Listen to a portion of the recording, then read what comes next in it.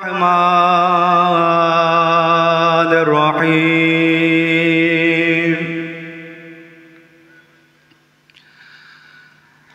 نحمده ونصلي على رسوله الكريم أما بعد فيا أيها الحاضرون رحمكم الله إن الله وملائكته يصلون على النبي يا أيها الذين آمنوا صلوا عليه وسلموا تسليما اللهم صل على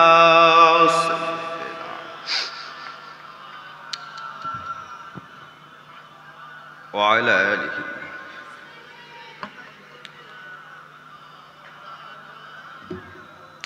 आप खैरुल बशर आप खैरुल वरा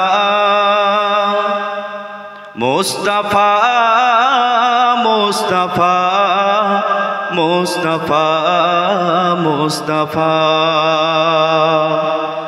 आप खैरुल बशर आप खैरुल वरा मुस्तफ़ा मुस्तफ़ा मुस्तफ़ा मुस्तफ़ा बाद अल्लाह के आला है रुतबा तेरा मुस्तफ़ा मुस्तफ़ा मुस्तफ़ा मुस्तफ़ा ए हबीबे खुदा खातमुल मुरसलीन आपसे चमकी इंसानियत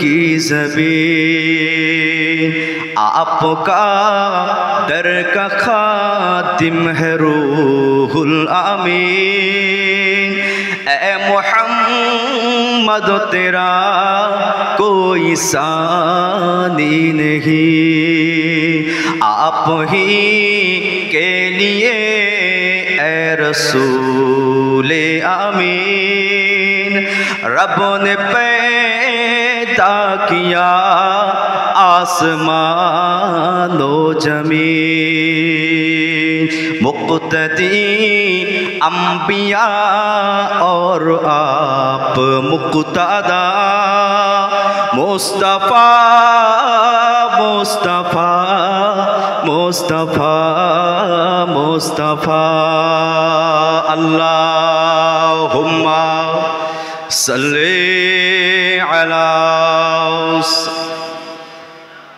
मौलाना मुहम्मद व अला आलि सय्यिदिना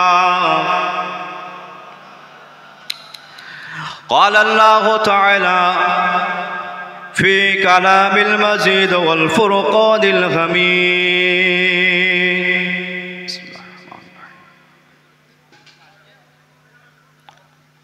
अला इन्ना औलिया अल्लाहि ला खौफ़ुन अलैहिम वला हुम यहज़नून क़ाल रसूलुल्लाह सल्लल्लाहु अलैहि वसल्लम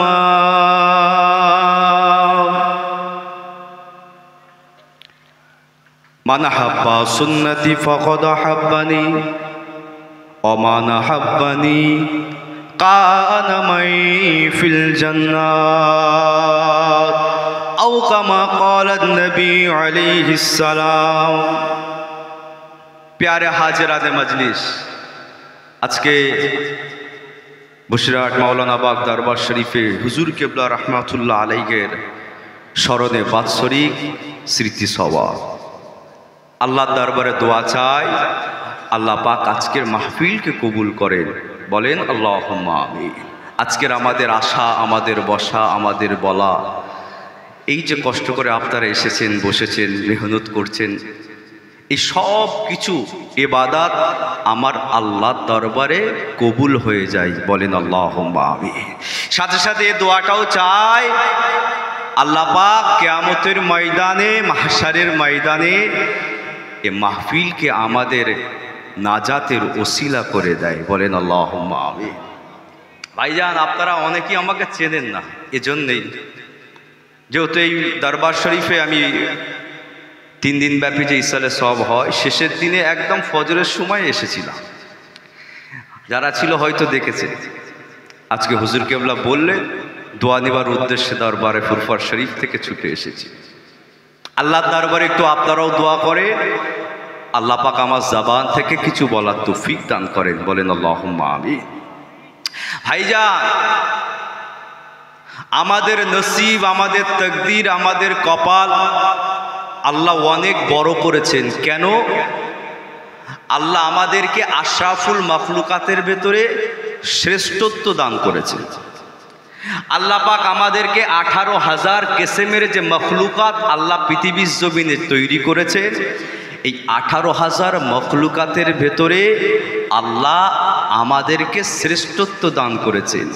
আল্লাহ পাক পৃথিবীর জমিনে 1,24,000, আমার রসুলকে যদি বাদ দেওয়া হয় 1,23,999, অথবা 2,23,999 রবি রসুল আল্লাহ যুগে যুগে সময়ে সময়ে পাঠিয়েছেন।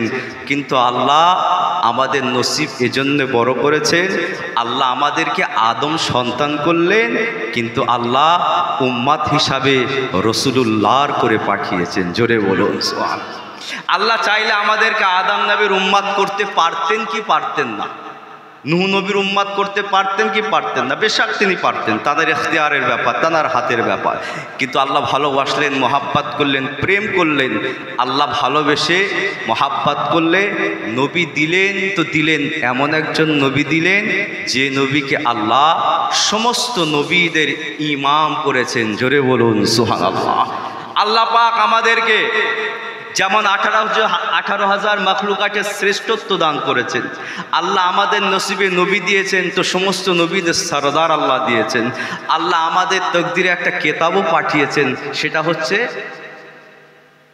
কেতাবুল্লাহ, আল্লাহর কেতাব, পবিত্র কোরআন শরীফ।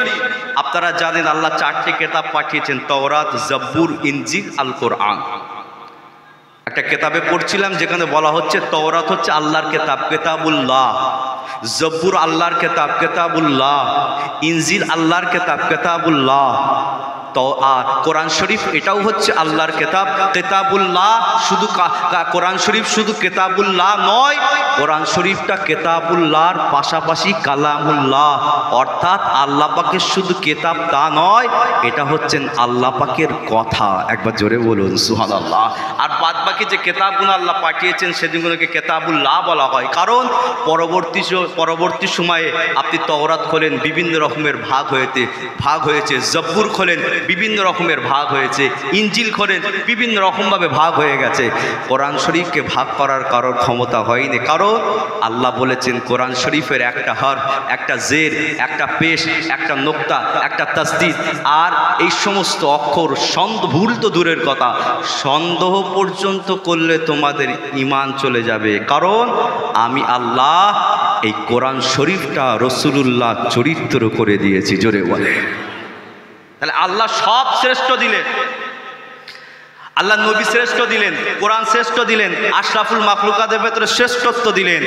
আল্লাহ পৃথিবীর জমিনে হাজারো ধর্ম পাঠিয়েছেন, বিভিন্ন ভাগে ধর্মের মানুষ এসেছেন, কিন্তু আল্লাহ নিজে জবানে বিদায় হজের সময়ে আমার আল্লাহ রসুলুল্লাহর উপরে আয়াত নাজিল করছেন, আয় আমার হাবিব ওয়ারাদিতু লাকুমুল ইসলাম দীনা। আমি আল্লাহ আমার কাছে পছন্দ, কবুলিয়াত, আমার কাছে একমাত্র যদি পছন্দ ধর্ম হয় সেটা হচ্ছে ইসলাম ধর্ম। একবার জোরে বলে, আর একটু জোরে হলো না সুবহানাল্লাহ। তাহলে নবী পেলাম শ্রেষ্ঠ, ওয়াজ বুঝতে পারছেন তো একটু, কোরআন শরীফ পেলাম শ্রেষ্ঠ, ধর্ম পেলাম শ্রেষ্ঠ, আল্লাহ আমাদের নসিবে একটা পীরও দিয়েছে। মুজাদ্দিদুজ্জামানও দিয়েছে। কিরকম মুজাদ্দিদুজ্জামান? যেমন এই সমস্ত জিনিসগুলোও শ্রেষ্ঠ পেয়েছি, আল্লাহ পাক আমাদের তকদিরে এরকম তারা শ্রেষ্ঠ মুজাদ্দিদুজ্জামানও দান করে দিয়েছে। জোরে বলে। আপনারা শুনেছেন ইতিহাস, আপনারা জানেন এই মুজাদ্দিদুজ্জামান হুজুরের খেদমাত, মুজাদ্দিদুজ্জামান হুজুরের পরিশ্রম, মুজাদ্দিদুজ্জামান হুজুরকে যারা যে সমস্ত খলিফারা রয়েছেন সারা বাংলা, আসাম, এপার বাংলা ওপার বাংলা, আসাম, ত্রিপুরা, মেঘালয়, এ সমস্ত জায়গায় তানার খলিফারাও যে মেহনত করেছেন, পরিশ্রম করেছেন দ্বীনের জন্য, ইসলামের জন্য, কোরআনের জন্য, মানুষকে সত্য পথ দেখাবার জন্য, মানুষকে আল্লাহর রাস্তায় ফিরে আনবার জন্য, মানুষকে হক এবং সত্য দ্বীনের পথে ফিরিয়ে আনবার জন্য। কারণ তানাদেরকে আল্লাহ নায়েবে নবী করে পাঠিয়েছেন, তানাদেরকে আল্লাহ ওয়ারাসাতুল আম্বিয়া করে পাঠিয়েছেন, তানাদেরকে আল্লাহ হেদায়েত করনে ওয়ালা হিসাবে পাঠিয়েছেন, তানাদেরকে আল্লাহ মানুষকে কুসংস্কার থেকে, খারাপি থেকে, নোংরামি থেকে, বাজে কাজ থেকে সত্যর দিকে, আলোর দিকে, নূরের দিকে, জ্যোতির দিকে, জান্নাতি পাবার রাস্তা আর আপনার আনবার জন্য আল্লাহ তানাদেরকেও পাঠিয়েছেন। ইতিহাস আপনার শুনেছেন, আল্লাহর রসুল যখন আসেননি, যেটাকে আইয়ামে জাহিলিয়াত বলা হয়, এই আইয়ামে জাহিলিয়াতের সময় আপনারা জানেন যত রকমের অত্যাচার, যত রকমের জুলুম, যত রকমের নিপীড়ন, যত রকমের হারাম বাজে নোংরা কাজ সব এই আইয়ামে জাহিলিয়াতের সময় হয়েছিল। আল্লাহ বলল, হাবিব আমি আর আপনাকে আসমানে রাখবো না, আমার নবী আমি আল্লাহ আপনাকে পৃথিবীর জমিনে সিরাজাম মুনীরা করে পাঠালাম। একবার জোরে বলুন সুবহানাল্লাহ।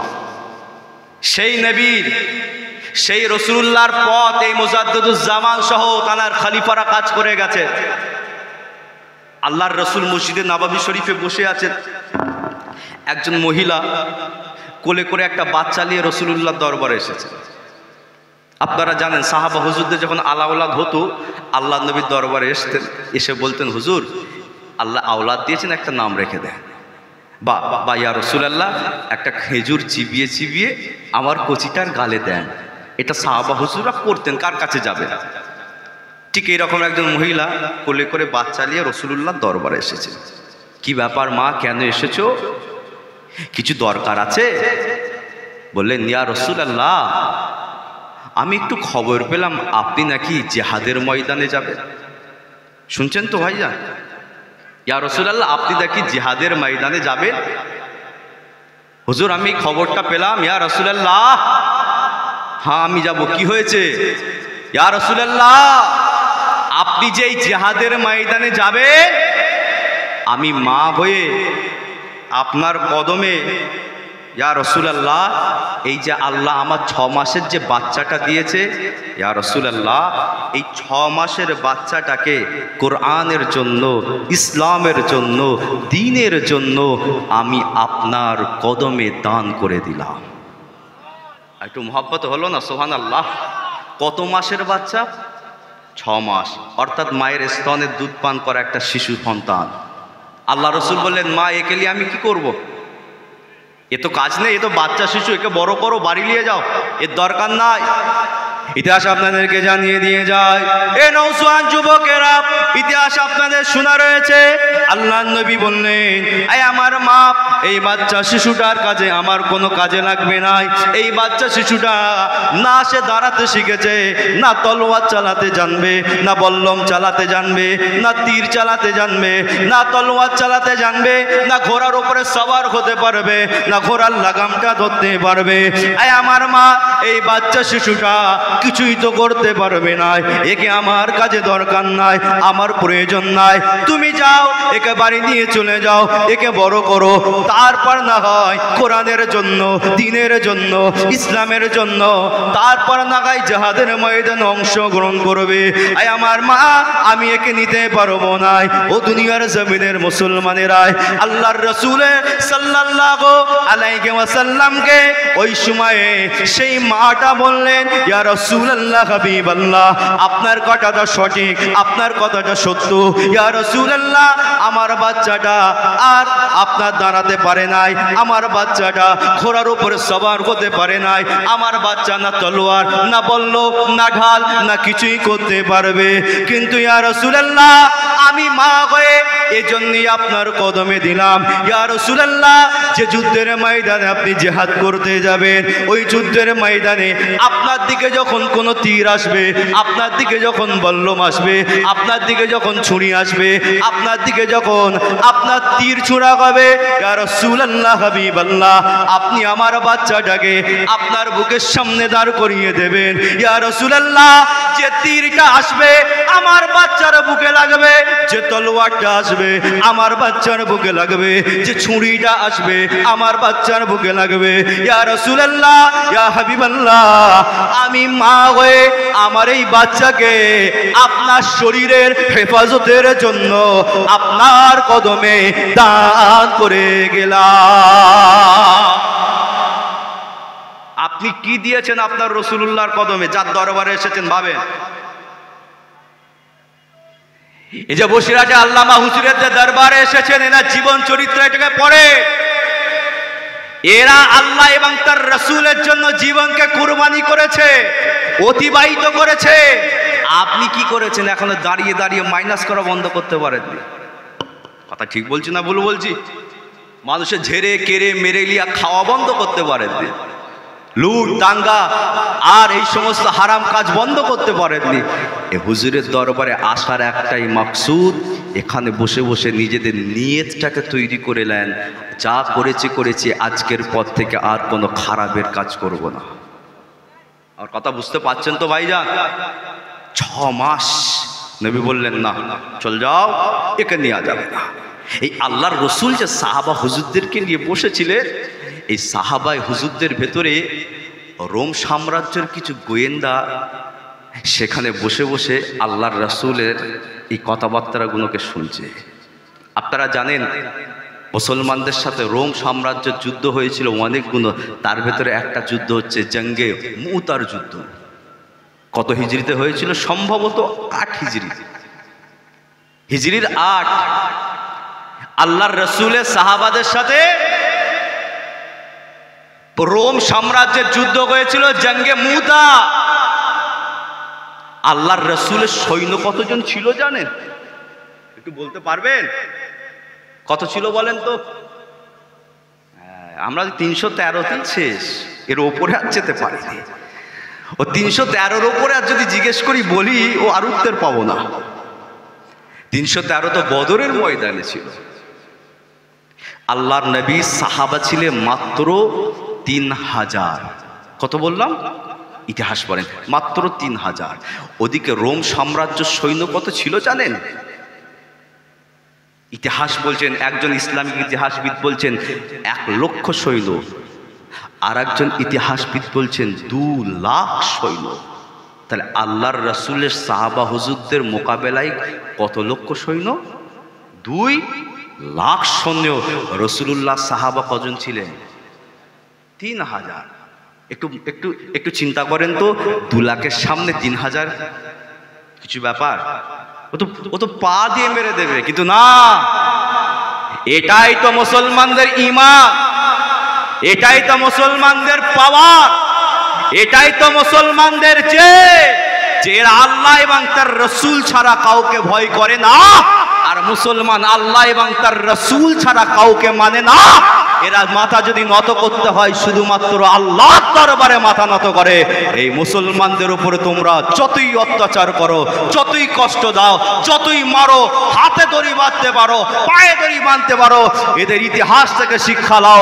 বেলাল হাবশী হুজুরকে কি করেছিল, যায়েদ বিন দাসানা হুজুরকে কি করেছিল, খাব্বাব হুজুরের সাথে কি করেছিল, খোবায়েব হুজুরের সাথে কি করেছিল, ওমর ফারুক হুজুরের সাথে কি করেছিল, বেলাল হাবশীর সাথে কি করেছিল। এদের পিছন থেকে ইতিহাস তৈরি করো। এরা হাতে দড়ি পরা মুসলমান, পায়ে দড়ি পরা মুসলমান, বুকে পাথর চাপা দেয়া এরা মুসলমান। এদের অন্তর থেকে আল্লাহ ভুলাতে চেয়েছিল, রসুল ভুলাতে চেয়েছিল, কলমা ভুলাতে চেয়েছিল, দিন ভুলাতে চেয়েছিল।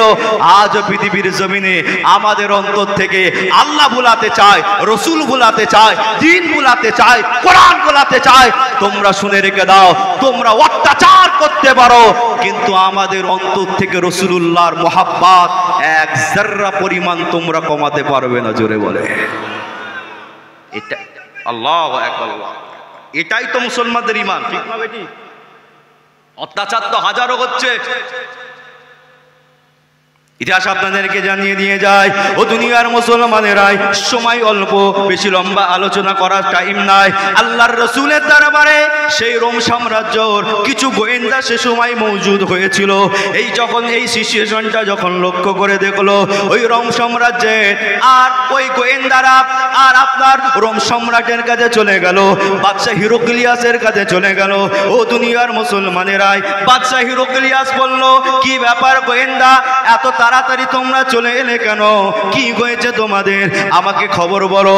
ও দুনিয়ার মুসলমানেরা, ওই সময়ে গোয়েন্দা বিভাগ উত্তর দিয়ে বলল, ও আমার বাদশা জাহাপনা আব্দুল্লাহর বেটা মুহাম্মদ সাল্লাল্লাহু আলাইহি ওয়াসাল্লামের সাথে আপনাদের যেটা ইচ্ছা করতে পারেন, কিন্তু রাসূলুল্লাহর সাথে যুদ্ধ করতে যাবেন না, জিহাদ করতে যাবেন না, জঙ্গে লড়তে যাবেন না।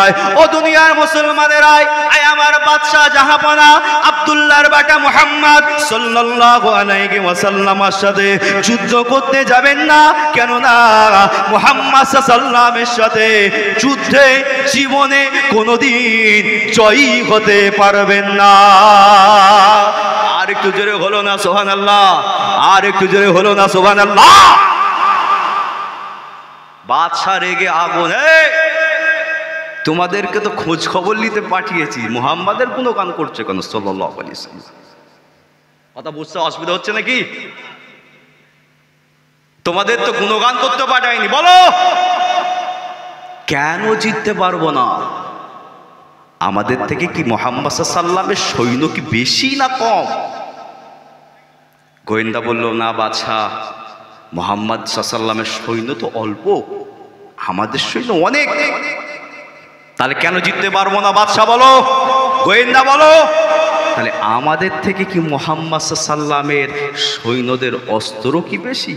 কথা বুঝতে পারছেন তো? কিছু তো একটা বলতে হবে, কি কারণে জিততে পারবো না। ইতিহাস আপনারা খুলে পড়ে নেবেন। ও আমার বসিরাটের মাওলানা বাগ দরবার শরীফের আগত মেহমান কেরানেরা, আল্লাহর রসুলের দরবার থেকে সেই গোয়েন্দারা উত্তরগুলো নিয়ে যে বাদশাহ হিরোক্লিয়াসকে বলতে লাগে, ও বাদশাহ হিরোক্লিয়াস, না না না, আমাদের সৈন্য সামন্ত অনেক বেশি রয়েছে, আমাদের অস্ত্র শস্ত্র অনেক বেশি রয়েছে। বাদশাহ বলল, তাহলে কি আমাদের থেকে মুহাম্মদ সাল্লামের সৈন্যদের শক্তি আছে বেশি, ক্ষমতা আছে বেশি, পালোয়ানগিরি রয়েছে বেশি?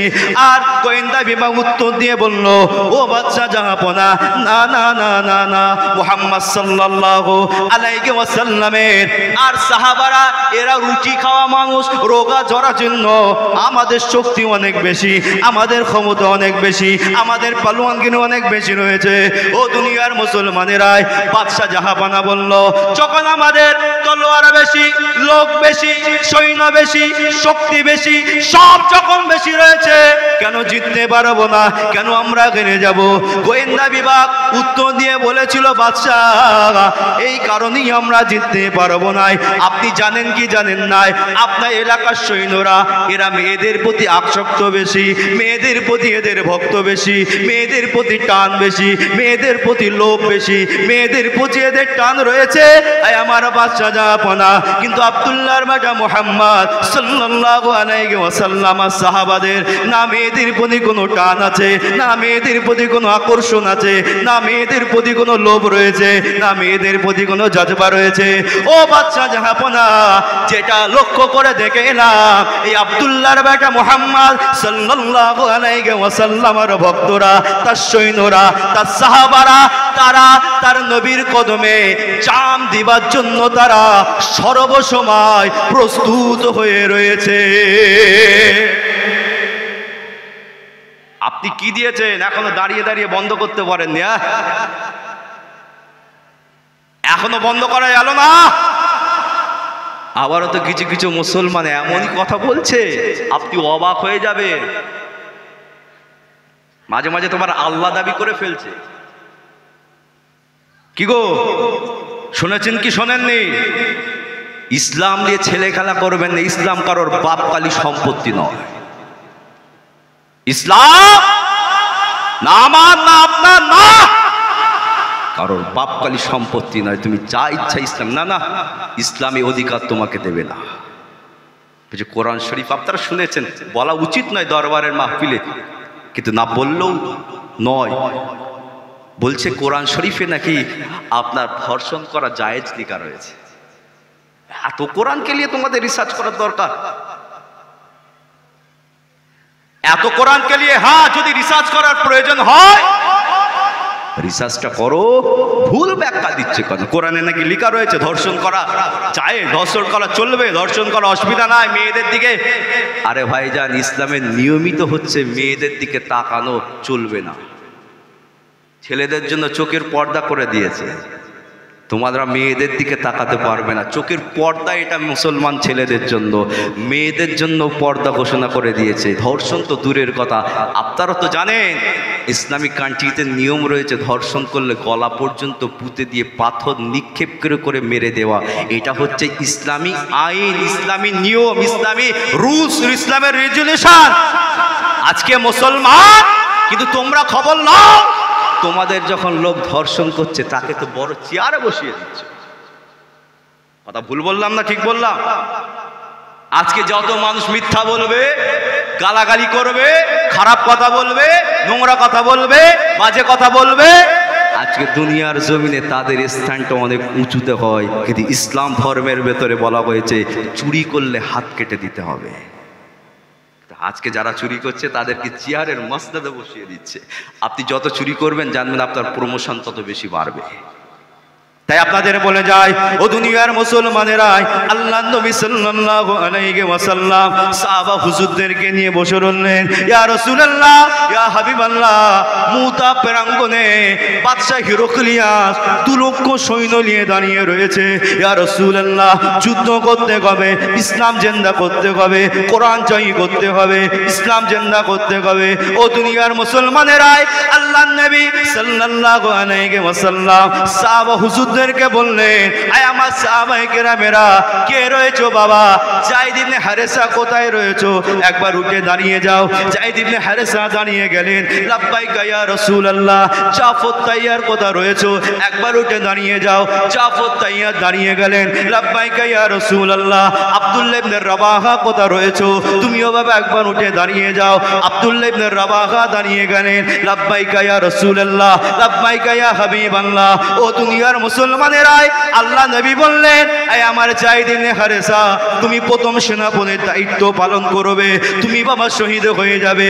দ্বিতীয় নম্বর সেনাপতির দায়িত্ব পালন করবে, আর দ্বিতীয় নম্বর সেনাপতির দায়িত্ব পালন করবে জাফর তাইয়ার, তুমিও বাবা শহীদ হয়ে যাবে। তৃতীয় নম্বর সেনাপতির দায়িত্ব পালন করবে আব্দুল্লাহ ইবনে রাবাহা, তুমিও বাবা শহীদ হয়ে যাবে। ও দুনিয়ার মুসলমানেরাই, আমি রাসূলুল্লাহ তোমাদের জানিয়ে দিলাম তোমরা সেনাপতির দায়িত্ব পালন করবে, কিন্তু বাবা তোমরা শহীদ হয়ে যাবে। সাহাবায়ে কেরামেরা বললেন, ইয়া রাসূলুল্লাহ, হাবিবাল্লাহ, চতুর্থ নম্বর তাহলে সেনাপতি কে হবে? আল্লাহ নবী বললেন, আয় আমার সাহাবায়ে কেরামেরা, ওই মুতার যুদ্ধে যত সাহাবায়ে কেরাম হায়াতে থাকবে তারা যাকে সেনাপতি হিসাবে বিবেচনা করবে চতুর্থ নম্বর সেনাপতি সেই হয়ে যাবে। আল্লাহ নবী বললেন, আল্লাহর রাসূল বললেন, আয় আমার যায়েদ ইবনে হারেসা, তুমি বাবা প্রথম সেনাপতির দায়িত্ব পালন করবে। ও দুনিয়ার মুসলমানেরা, এই যায়েদ ইবনে হারেসা কে ছিল?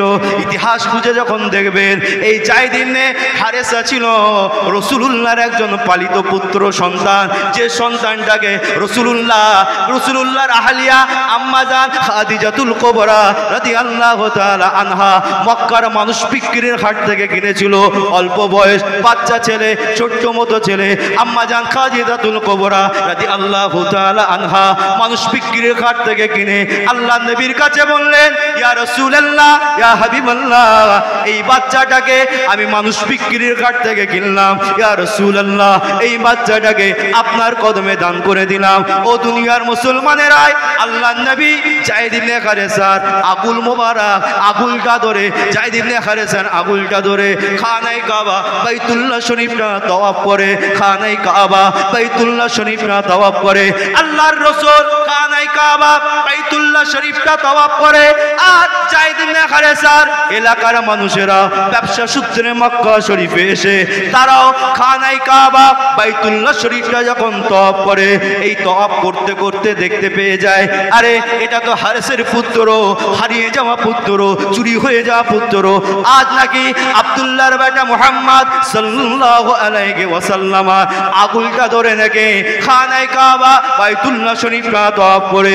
ও দুনিয়ার মুসলমানেরা, আর এই কারণে সেই এলাকার মানুষেরা যায়েদ ইবনে হারেসার বাপের কাছে চলে গেল, ও যায়েদ ইবনে হারেসার বাপ, তোমার ছেলে যায়েদকে মক্কার জমিনে আব্দুল্লাহর বেটা মুহাম্মদ সাল্লাল্লাহু আলাইহি ওয়াসাল্লামার আগুলটা ধরে কাবা শরীফটা তাওয়াফ করতে দেখলাম। ও দুনিয়ার মুসলমানেরা, আর যায়েদ ইবনে হারেসার বাপ আত্মার চাচা আল্লাহর নবীর দরবারে চলে এলেন, ও মুহাম্মদ আরবি সাল্লাল্লাহু আলাইহি ওয়াসাল্লাম, আপনার কাছে নাকি আমার সন্তান রয়েছে, আপনি কি আমাকে আমার সন্তানটাকে আপনি ফিরিয়ে দেবেন? আল্লাহ নবী বললেন, কে তুমি, কোথা থেকে এসেছো, তোমার সন্তানের নামটা কি? যায়েদ ইবনে হারেসার বাপ বলল, ও আব্দুল্লাহর বেটা মুহাম্মদ সাল্লাল্লাহু আলাইহি ওয়াসাল্লাম, আমার সন্তানের নাম হলো যায়েদ। আল্লাহর রাসূল ঘর থেকে যায়েদ ইবনে হারেসাকে ডাকলেন, এই আমার যায়েদ, একবার তুমি ঘর থেকে বাইরে এসো। যায়েদ ইবনে হারেসা ঘর থেকে বার হয়ে এলেন। আল্লাহ নবী বললেন, যায়েদ, তুমি কি এই দুজনকে চিনতে পারছো? যায়েদ ইবনে হারেসা নিজের বাপ আর চাচাকে দেখে চিনতে পেরে গেল, চোখ দিয়ে পানি গড়িয়ে গড়িয়ে পড়ে। আর বাপ আর চাচা নিজের বুকের সাথে ছেলেকে জড়িয়ে ধরে, এই আমার যায়েদ রে, তোমাকে চিন্তা করতে হবে না, তোমার বাপ এসে গেছে, তোমার চাচা এসে গেছে, আর মুহাম্মাদের গোলামতি করতে হবে না। মুহাম্মাদের গোলামতিতে কোনো লাভ নাই, মুহাম্মাদের গোলামতিতে কোনো কাজ নাই। ও দুনিয়ার মুসলমানেরা, যায়েদ ইবনে হারেসার বাপ বলল, এই আমার ছেলে, চ আমার সাথে চলে যা, আর মুহাম্মাদের গোলামতি করতে হবে না। যায়েদ ইবনে হারেসা মাথাটা নিচু করে চুপ করে দাঁড়িয়ে আছে। যায়েদ ইবনে হারেসার বাপ আল্লাহর রাসূলকে বললেন, ও মুহাম্মদ আরবি সাল্লাল্লাহু আলাইহি ওয়াসাল্লাম, আপনি আমার ছেলেকে আমার কাছে দিয়ে দেন, এর বিনিময়ে যা পয়সা চাইবেন, যা অর্থ চাইবেন, যা কিছু প্রয়োজন হবে আপনি আমাকে বলেন, সেই জিনিসটা দিয়ে দেওয়া হবে। এর বিনিময়ে আপনি আমার যায়েদকে, একটাই আমার সন্তান, আপনি আমার যায়েদকে আমার কোলে দিয়ে দেন। ও দুনিয়ার মুসলমানেরা, আল্লাহর নবী সাল্লাল্লাহু আলাইহি ওয়াসাল্লাম যায়েদ ইবনে হারেসাকে বলল, আই আমার বাবা যায়েদ ইবনে হারেসা, আমি রাসূলুল্লাহ আজ থেকে তোমাকে আল্লাহর রাস্তায় আজাদ করে দিলাম। আই আমার যায়েদ রে, তোমার যদি মনে হয় তুমি তোমার বাপের সাথে, তোমার চাচার সাথে তুমি তোমার ঘরে চলে যাবে, আমি রাসূলুল্লাহ, আমার কোনো অসুবিধা নাই। তোমার যদি মনে হয় তুমি তোমার বাপের সাথে, চাচার সাথে নিজের বাড়িতে চলে যাবে, আমি রাসূলুল্লাহ, আমার কোনো দ্বিধা নাই, আমার কোনো অসুবিধা নাই, আমার কোনো সমস্যা নাই। কিন্তু আমার যায়েদ, যদি তোমার মনে হয় তুমি তোমার রাসূলুল্লাহর কাছে থাকবে, তোমার হাবিবুল্লাহর কাছে থাকবে, তোমার নবীউল্লাহর কাছে থাকবে, তোমার শফিউল্লাহর কাছে থাকবে, আয় আমার যায়েদ, তুমি তোমার রাসূলুল্লাহর কাছে থাকতে পারো, এতেও আমার কোনো অসুবিধা নাই। যায়েদ ইবনে হারেসা বড় দ্বন্দ্বে পড়ে গেল, এটা আমার বাপ, এটা আমার জন্মদাতা বাপ, এটা আমার রাসূল, এটা আমার ঈমান, এটা আমার জান, এটা আমার কলিজা, এটা আমার সব, এটা আমার জান্নাত, এটা আমার সবকিছুই। আমার রাসূল ছাড়বো না বাপকে ছাড়বো? বাপও ছাড়া যাবে না, রাসূলও ছাড়া যাবে না, বাপও ছাড়তে পারবো না, রাসূলকে ছাড়তে পারবো না। তাহলে কি করা যায়? এই সিদ্ধান্তর জায়গায় যায়েদ ইবনে হারেসা সিদ্ধান্ত নিয়ে বাপ আর চাচার দিকে তাকিয়ে তাকিয়ে বলল, আয় আমার বাপ, আয় আমার চাচা, আপনারা চলে যান, চলে যান, সব ছেড়ে দিতে রাজি রয়েছি, কিন্তু রাসূলুল্লাহকে জীবনে ছাড়তে পারি না। আর একটু জোরে হলো না? এ ইমান আমাদেরকে এই জায়গায় প্ল্যাটফর্মে দাঁড় করাবে, করাচ্ছে। কথা ভুল বলছি না ঠিক বলছি? আপনারা সোশ্যাল নেটওয়ার্কে অবশ্যই দেখেছেন, আপনারা সোশ্যাল নেটওয়ার্কে দেখেছেন এই আমার ভারতবর্ষের জমিন সম্প্রীতির জমিন, ভালোবাসার মিল মোহাব্বতের জমিন, যে ভারতবর্ষের জমিনকে মুক্ত করার জন্য, যে ভারতবর্ষের জমিনকে ব্রিটিশদের হাত থেকে বাঁচাবার জন্য, যে ভারতবর্ষের জমিনকে ব্রিটিশদের দালালি থেকে বাঁচাবার জন্য মুসলমান, হিন্দু, খ্রিস্টান, শিখ, ঈসাই আর সবাই মিলে এই ভারতবর্ষের জমিনকে তৈরি করেছে। এই সোনার ভারতবর্ষ, মিল মোহাব্বতের ভারতবর্ষ। কিন্তু আজ কিছু কিছু মানুষ আমাদেরকে বলছে তোমরা বাংলাদেশী। খবর নিয়ে দেখেন, কাগজ বার করলে দেখা যাবে আমরা নাই, তারাই ধরা পড়ছে। এ ভারতবর্ষের জমিন মুসলমানদের রক্তে তৈরি। যাও, যদি মেটাবার হয় দিল্লির গেটটাকে গিয়ে ভাঙো। কথা ভুল বললাম না ঠিক বললাম? রাগ করছেন নাকি আমার কথায়? যাও দেখি, ভাঙো, যাও। যা করে গেছে মুসলমানরা সব থেকে বেশি চেষ্টার জন্য করে গেছে। দেশের সম্পদ আমরা চুরি করে দিই, এখন তো সবই দেখা যাচ্ছে। আর সব দোষ মুসলমানদের। ধর্ষণ করছে কে? বিবেচনা করবার আগেই বলছে মুসলমান। আর যখনই ধরা পড়ছে কার নাম উঠছে? কথা বলেন। তাদের আমার হিন্দু ভাইদের আপনার মূর্তি ভাঙছে কে? মুসলমান। যখনই ধরা পড়ছে মুসলমান ধরা পড়ছে। কি বলে? দেশের সাথে গাদ্দারি করছে কে? মুসলমান। যখনই ধরা পড়ছে, এই তো খবর নেন না, মুসলমান দেশের সাথে গাদ্দারি করে না। কারণ তাদের নবী বলেছেন যে দেশে তুমি থাকবে সেই দেশকে মোহাব্বত করা আমাদের ইমানের একটা অংশ। সুবহানাল্লাহ বললেন না? তাহলে দেশের সাথে যদি গাদ্দারি করে আমাদের ইমানের একটা খুঁটি নষ্ট হয়ে যায়, তার মুসলমান নিজের ইমানের খুঁটি নষ্ট করে না। না না, এটা আমার মুস্তাফা জানের আহমদ সাল্লামের শিক্ষা। যে দেশে থাকবে, যে দেশে বসবাস করবে, যে দেশ তোমার, সেই দেশের সবকিছুর সাথে মোহাব্বত করাটাও তোমার অধিকার। মুসলমান দেশের সাথে গাদ্দারি করে, অন্যজন করছে, ইতিহাস তো দেখাচ্ছে। আল্লাহর রাসূলের সাহাবা যায়েদ ইবনে হারেস, আল্লাহ নবীর সঙ্গে সঙ্গে যায়েদ ইবনে হারেসের হাতটা ধরে খানে কাবা শরীফে নিয়ে গেলেন। সেখানে গিয়ে যত মানুষ তওয়াফ করছে সবাইকে উদ্দেশ্য করে বললেন, শোনো, এই আজ থেকে যায়েদ ইবনে হারেসার মা আমার স্ত্রী খাদিজা হয়ে গেলেন, আর আমি রাসূলুল্লাহ যায়েদ ইবনে হারেসার আজ থেকে বাপ হয়ে গেলাম। জোরে বলে। সেই যায়েদ ইবনে হারেসকে রাসূল দায়িত্ব দিচ্ছেন, বাবা তুমি প্রথম শহীদ হবে, সেনাপতির দায়িত্ব পালন করবে, তুমি শহীদ হয়ে যাবে। ইতিহাস আপনাদের জানা আছে। ও দুনিয়ার মুসলমানেরা, বসিরহাটের মাওলানা বাগ দরবার শরীফে আগত মেহমান কেরামগণেরায়, আপনাদের ইতিহাস পরিষ্কারভাবে জানা রয়েছে।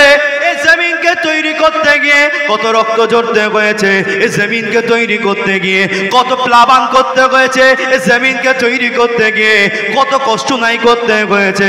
ও দুনিয়ার মুসলমানেরাই, আমার ইসলাম আমাদেরকে শিক্ষা দেয়, আমার আল্লাহ আমাদেরকে শিক্ষা দেয়। কোরআন শরীফ সূরা আল আনফালের ভেতরে আমার আল্লাহ জানিয়ে দিলেন, আয় আমার বান্দা বান্দিরা, আমি আল্লাহ তোমাদেরকে ঘোষণা করে দিলাম, তোমরা কোনো ধর্মকে ছোট বলবে না, কোনো ধর্মকে খারাপ বলবে না, কোনো ধর্মকে ওয়াহিয়াতি করবে না, কোনো ধর্মের আর তারা যে জিনিসগুলোকে মানে তাদেরকে গালাগালি করবে না, ছোট বড় কথা বলবে না, তাদেরকে নোংরা বলবে না, তাদেরকে খারাপ বলবে না, তাদেরকে বাজে বলবে না। আয় আমার বান্দা বান্দিরা, যখন তোমরা সেই সমস্ত ধর্মকে ছোট বলবে, নোংরা বলবে, বাজে বলবে, খারাপ বলবে, পক্ষান্তরেই তারা তোমার আল্লাহকে গাল দেবে, তোমার রসুলকে গাল দেবে, তোমার ইসলামকে গাল দেবে। আয় আমার বান্দা বান্দিরা, তোমরা কোনো ধর্মকে ছোট করবে না। যখন তারা মারা যাবে, আমি আল্লাহ আমার সামনেই তো তাদেরকে দাঁড়াতে হবে, আমি আল্লাহ তাদের কাছ থেকে আমি হিসাবটা বুঝে নেব। আয় আমার বান্দা বান্দিরা, তোমরা ছোট বলবে না, খারাপ বলবে না। ও দুনিয়ার মানুষেরা, এ কোরআন আমাদের শিখিয়েছে, এ ধর্ম আমাদের শিখিয়েছে, এই ইসলাম আমাদের শিখিয়েছে, আমরা কাউকে ছোট বলি না। তোমাদের মনে হতে পারে ইসলাম আমাদের গালি দেয়, না না না, ইসলাম কাউকে গালি দেবার শিক্ষা দেয় নাই। ইসলাম হলো আদর্শ শিক্ষা, ইসলাম হলো আখলাকের শিক্ষা, ইসলাম হলো মুহাব্বতের শিক্ষা, ইসলাম হলো ভালোবাসার শিক্ষা, ইসলাম হলো প্রেমের শিক্ষা, ইসলাম হলো মানুষকে নিজের বুকের সাথে জড়িয়ে ধরার শিক্ষা, ইসলাম হলো মানুষের সাথে সুসম্পর্ক তৈরি করার শিক্ষা। ইসলাম মানুষকে নোংরা পথ দেখায় নাই, মানুষকে খারাপ পথ দেখায় নাই, মানুষকে বাজে পথ দেখায় নাই। ইতিহাস আপনাদের জানা আছে, ও দুনিয়ার মুসলমানেরাই, আল্লাহ নবীর একজন সাহাবা ছিলেন রাসূলুল্লাহ, মদিনা শরীফে তখনও পর্যন্ত হায়াতে রয়েছে। মক্কার জমিনে একজন ভণ্ড নবী বার হয়েছিল, যে নিজেকে রবি বলে দাবি করেছিল। ইতিহাস আপনারা শুনেছেন, আল্লাহর রাসূল তখনও পর্যন্ত হায়াতে জিন্দেগিতে মদিনা শরীফে রয়েছে। মক্কা শরীফে একজন ভণ্ড নবী বার হয়েছে। কি নাম বলতে পারবেন? ভণ্ড নবীর নামটা কি? কথা বলেন, আল্লাহু আকবার। মুসাইলামাতুল কাজ্জাব। ইতিহাস পড়েন, রাসূল তখনও পর্যন্ত হায়াতে রয়েছে। মক্কায় আওয়াজ বেরিয়ে বলে, আমি মুহাম্মদ সাল্লাল্লাহু আলাইহি ওয়াসাল্লাম, নাউজুবিল্লাহ মিন জালিক। সে একটা কাবিলা থেকে বিলং করে, খেয়াল পড়ছে না কাবিলা, সেই কাবিলা থেকে সে খুব উচ্চ শিক্ষায় শিক্ষিত ছেলে ছিল মুসাইলামাতুল কাজ্জাব। কিছু সঙ্গী সাথীদেরকে নিয়ে মদিনা শরীফে এসেছে আল্লাহ নবীর কাছে। কে বাবা, কোথা থেকে এসেছো? মক্কা শরীফ থেকে এসেছি। কি ব্যাপার? আল্লাহ রসুলের নাম ধরে বলছে, মুহাম্মদ সাল্লাল্লাহু আলাইহি ওয়াসাল্লাম, আমি আপনার কাছে এসেছি নবুয়াতটাকে ভাগাভাগি করবার জন্য। কথা বুঝতে পারছেন কি পারেন?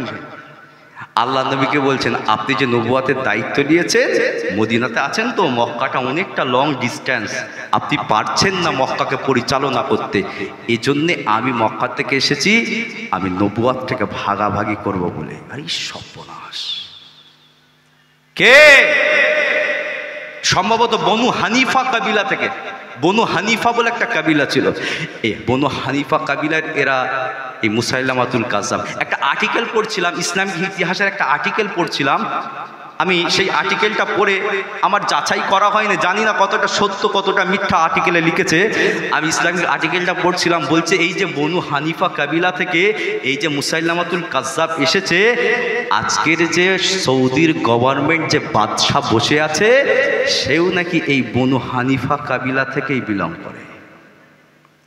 তার যার বংশই কাজ্জাব জন্মগ্রহণ করতে পারে, সে কি করে প্যালেস্তাইনের হয়ে কথা বলবে? কথা বুঝতে পেরেছেন কি পারেননি? যার বংশে গাদ্দার জন্ম হতে পারে, যার বংশে ইসলামকে মেটাবার বংশ তৈরি হতে পারে, তারই তো ব্লাড, তারই তো রক্ত। একবার গাজার মুসলমানদের হয়ে মুখে কোনো আওয়াজ নেই, বলছে ভেতরে ভেতরে অস্ত্র পাঠিয়েছে।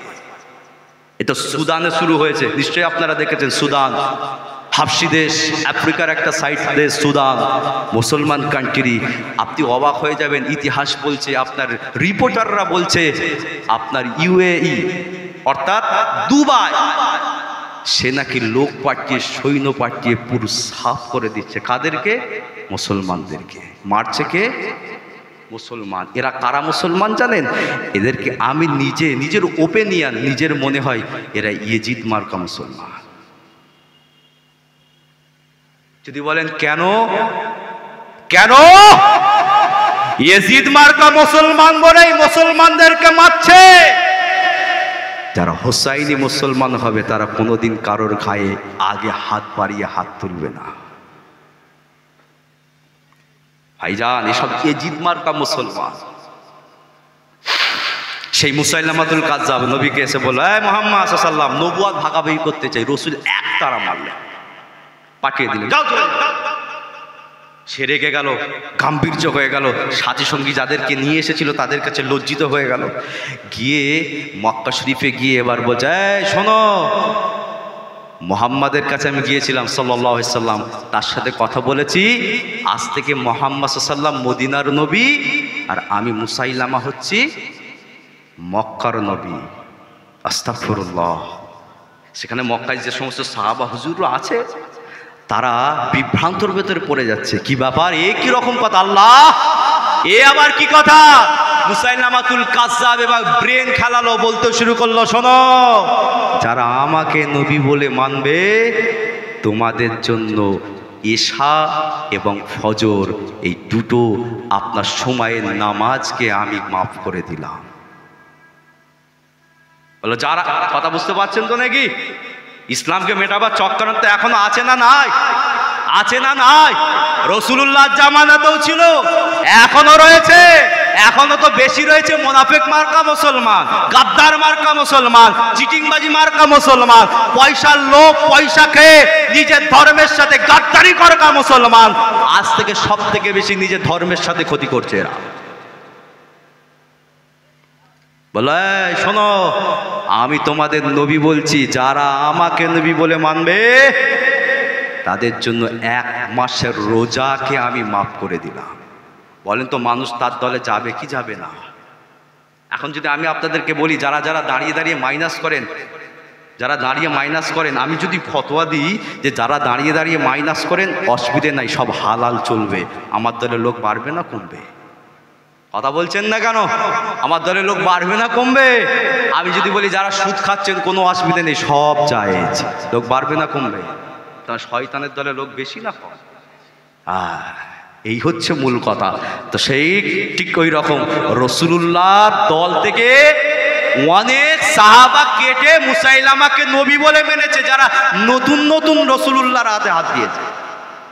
ইতিহাস আপনাদেরকে জানিয়ে দিয়ে যায়, ও দুনিয়ার মুসলমানেরাই, ও আমার নবী পাকের উম্মাত উম্মতিরাই, মুসাইলামাতুল কাজ্জাব মক্কার জমিনে এই রকম ভাবে একটা একটা করে নতুন নতুন নিয়ম তৈরি করে দেয়। মুসাইলামাতুল কাজ্জাব বলতে শুরু করলো, যারা আমাকে নবী বলে মেনে নেবে, আমাকে যারা নেতা বলে মেনে নেবে, আমি মুসাইলামাতুল কাজ্জাব আজ থেকে ঘোষণা করে দিলাম, মুহাম্মদ ভণ্ড নবী তোমাদের জন্য যেগুলো হারাম করে দিয়েছে, আমি মুসাইলামা সেগুলো তোমাদের জন্য আজ থেকে সব হালাল করে দিলাম। ও দুনিয়ার মুসলমানেরাই, আল্লাহর রাসূলের কাছে খবর চলে গেল, ইয়া রাসূলুল্লাহ, ইয়া হাবিবাল্লাহ, আপনার এত কষ্ট করে তৈরি করা ইসলাম, তৈরি করা দ্বীন, তৈরি করা ধর্ম, তৈরি করা কোরআন, ইয়া রাসূলুল্লাহ, মুসাইলামাতুল কাজ্জাব মক্কার জমিনে সেই ইসলামটাকে মেটাবার জন্য বড় চক্রান্ত তৈরি করে দিয়েছে।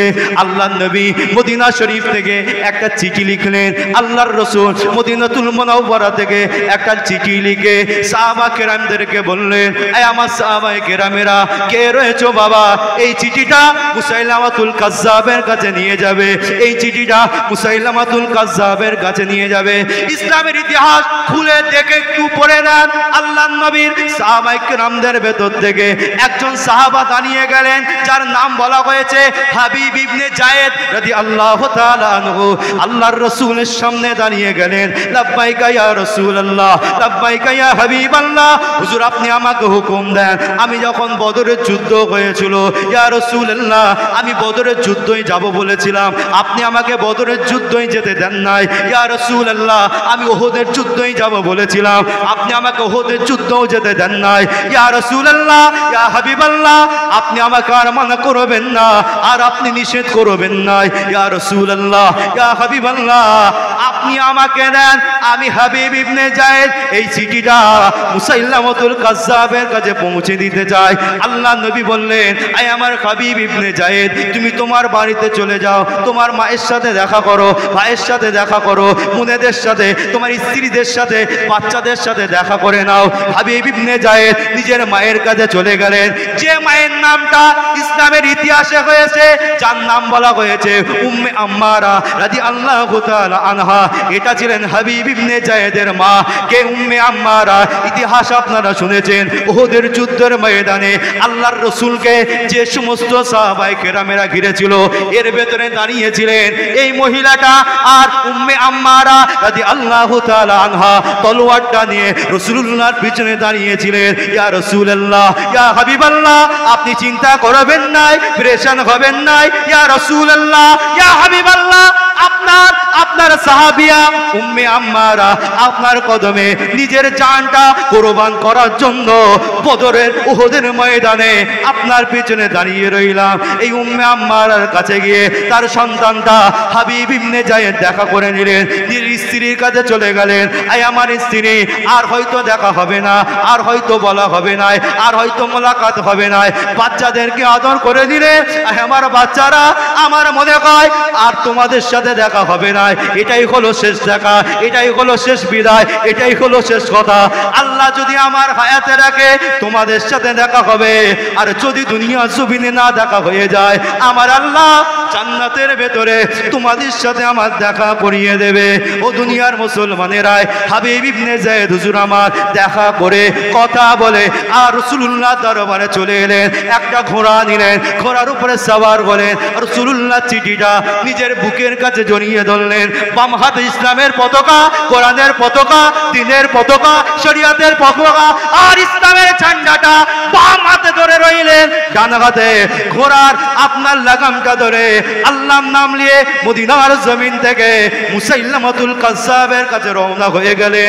ও দুনিয়ার মুসলমানেরাই, আর আপনারা জানেন মদিনা শরীফের জমিন থেকে মক্কা শরীফের জমিনের রাস্তা 500 থেকে কম বেশি 550 কিলোমিটারের রাস্তা।